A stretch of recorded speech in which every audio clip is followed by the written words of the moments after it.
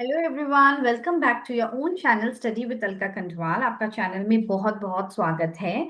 तो जो अभी सेशन बनाने का मेन जो मोटिव है वो है रिगार्डिंग जो CSIR का रिजल्ट आ चुका है। CRRI का रिजल्ट आ गया है already. 2-3 days before I made a session on की जो टाइपिंग में बहुत सारे बच्चों को इशू आई और जहाँ पे बहुत सारे बच्चों ने मेल भी किया साथ में मिलकर की ये प्रॉब्लम हुई है जहाँ पे कीबोर्ड काम नहीं कर रहा था। बहुत सारे इश्यूज स्टेनो वाले बच्चों ने भी फेस की और मैंने इंस्टीट्यूट के बारे में भी बोला था। And many children they did send the mail to the concerned organization, but there was nothing, there was no response from them कि क्या होना चाहिए। मगर आज कल ये रिजल्ट जरूर आ गया है।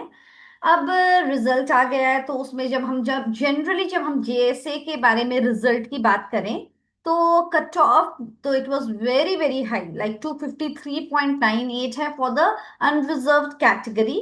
OBC के लिए 247 अराउंड गई है कट ऑफ, ST के लिए अराउंड 228 जो कि सबसे कम है, SC के लिए 242 गई और EWS के लिए 248 गई। So okay, the results were out, the cut offs are very very high. अब नॉर्मलाइजेशन का जो एक नई चीज शुरू हो गई है कि नॉर्मलाइजेशन के से बच्चों के मार्क्स बढ़ जाते हैं आजकल। एंड द आंसर किसी के अचानक से 20 मार्क्स बढ़ गए, किसी के 30 बढ़ गए, but there is no answer to that question कि कैसे बढ़ गए।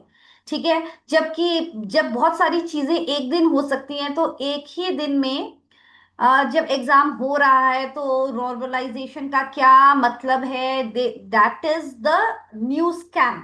है ना कि नया स्कैम हो गया है कि नॉर्मलाइजेशन से अंदर कर लो लोगों को। अब बहुत सारे बच्चे जो अभी अभी उन्होंने 12th पास किया है और 20-21 एज के बच्चे हैं, बहुत सारे हैं। आप just check out the result, you will see in this age group अभी अभी वो आए हैं। और ऐसा क्वेश्चन पेपर जहां पे कि नेगेटिव मार्किंग भी था। Okay, there was negative marking, ऐसा तो नहीं था कि नेगेटिव मार्किंग नहीं है।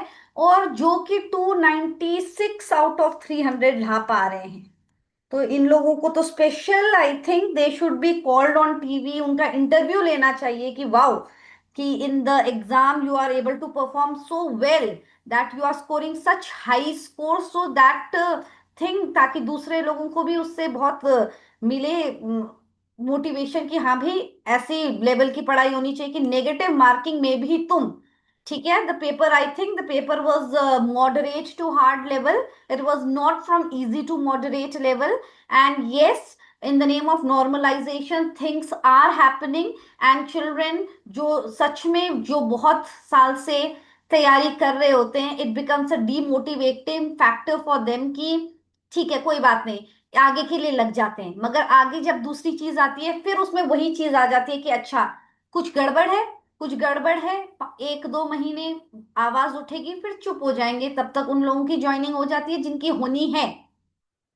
So the children who are actually studying and उन लोगों को सच में जो मेहनत कर रहे हैं, तो it becomes very demotivating for them कि इतना मेहनत करने के बाद भी what is the their their selection is questionable because of meritorious children of age 19 and 20 years, जो कि वो आते ही 12th पास से इतने मैथ्स में, रीजनिंग में, GS में जो कि इतना वास्ट है, उन्होंने इतनी तैयारी कर ली कि उनका 300 में से 4 मार्क्स ही कटे हैं।